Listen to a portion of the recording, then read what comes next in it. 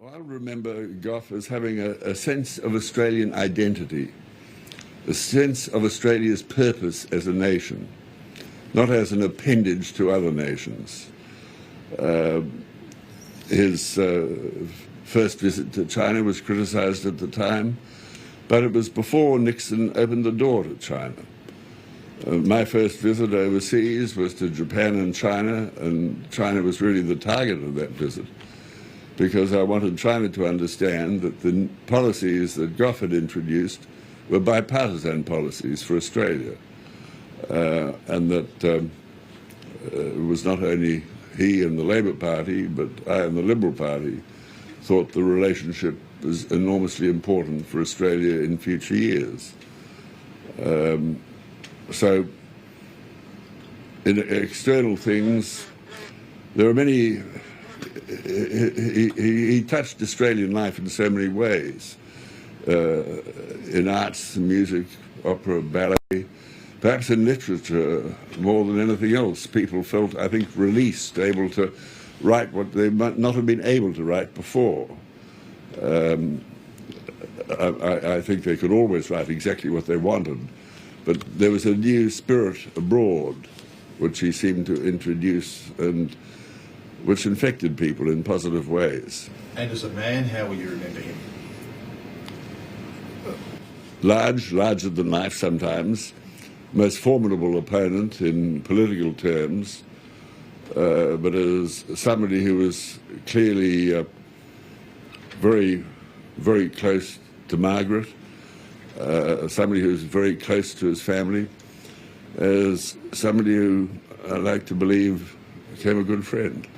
And of course you did become good friends, but of course your names will always be linked because of what happened in 1975. How were you able to sort of build the bridges after that in subsequent years? Well, it happened little by little. I don't think Gough I never felt he bore me personal animosity. I think he regarded that as politics. And we met at different times, mostly overseas when I was also out of Parliament. Not at any length, but the ice started to break. Then we found ourselves on the back of a semi-trailer supporting the independence of the Melbourne Age. We found that we had a number of issues, domestic and international, where we had views in common. And that, I think, established the basis of a relationship. In 1975, what was it like, though, between the two of you? Oh, it was a fierce political battle. And there were tense times, difficult times. Do you now look back and have regrets from about 1975? I don't think that's the... well, if you like, I might regret the larger political argument and the way that did become divisive in Australia. I think... but I'm not going to talk about... regretting particular actions or whatever, because I don't think this is the time to do this. I think it's a time to remember the things that Gough contributed to Australia, and whether that's a relationship with Vincent Mingiari, which led to land rights, which my government actually introduced, because when the report came down, he wasn't in office. But there are a number of things that fell into that category where he had, in a sense, opened the door to policy. How would you describe some of his greatest achievements? Well, they were substantial. They changed the way Australia looked at itself in significant ways. It was a more open society and, in some ways, a more questioning society. And of course, at the time you couldn't say it, but do you believe he was a good Prime Minister? Oh, let's say he was a Prime Minister who did many different things. He had great ambitions for Australia, and many of his ideas were good. But, and if he thought he had a grand idea, he'd want to implement it forthwith. And if he had a fault, maybe he tried to do too much too quickly. Now, that's not necessarily a fault of his.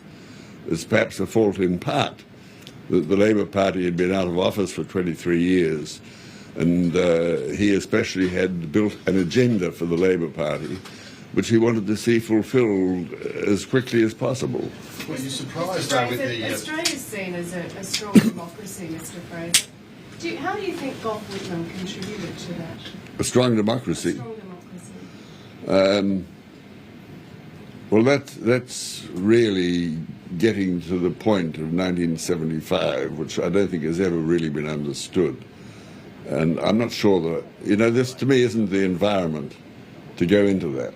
It really isn't, because, you need to go back to history. If a government can't get its budget through the Parliament, what does a government do? There were alternatives. And, Gough could have gone to that election as Prime Minister. And it would have been better, perhaps, if he had. But he didn't want to take that path. Given the division at the time, are you surprised that you ended up on good terms with him in a friendship group? No, I don't think so. Because I never regarded whatever he said about me as personally directed. I regarded it as politics. And I think he regarded what I did in those times also as politics, and not to be taken personally by him. But quite apart from that, he wasn't the sort of person who bore grudges and carried a bitterness into the future. He was a much larger man than that, a more generous man than that. When you first heard that famous speech on the steps of Old Parliament, Kerr's Kerr, and, God save the Queen, what was your first reaction when you heard those words? Oh, I probably flinched a bit. But, I'd had many darts aimed at my back, if you like, and you develop a thick skin in politics. If you don't, it's probably very difficult to survive. And some of the toughest darts had in very early times been thrown at me by the Liberal Party. So, perhaps that inured me to that comment. You mentioned he was a formidable man. When he stood up in Parliament, he was renowned as an orator. You saw it firsthand, obviously. Just how daunting was it to face off with him in Parliament when he was on a roll? It was daunting. You had to be careful what you say. If you made a mistake, he'd pick up on it very, very quickly, and would make you pay a price for it in debating terms. But it was also a time when there were a significant number of good debaters in the Parliament. On the Liberal side, Jim Killen. The Labour still had Clyde Cameron, but Eddie Ward was one of the most formidable debaters, which you might not have expected. Fred Daly, and Paul Keating was seen to show that he was a very able, effective, and vigorous debater, probably nearer to the Whitlam tradition than any of the others. Gough, because of the completeness of the man, was probably the most formidable debater when he put his mind to it. What do you think modern-day politicians could take away as his legacy or learn from what he did? Oh, Australia should be Australia. That we are not a plaything for another country. That we're an independent country with our own mind, our own heart. And we stand for what we believe, not for what somebody tells us to believe. And if there's any criticism in that, it's a criticism of the Parliament, with very, very minor exceptions. It's not a criticism of one political party or the other. And that might be, to me, the fact that he had a view of Australia and Australia's place in the world, and Australia being Australia, not better than other countries, but different from other countries, simply because we are Australia. And therefore, we needed to be independent. He had a sense of that, and was the first Prime Minister to have a sense of that.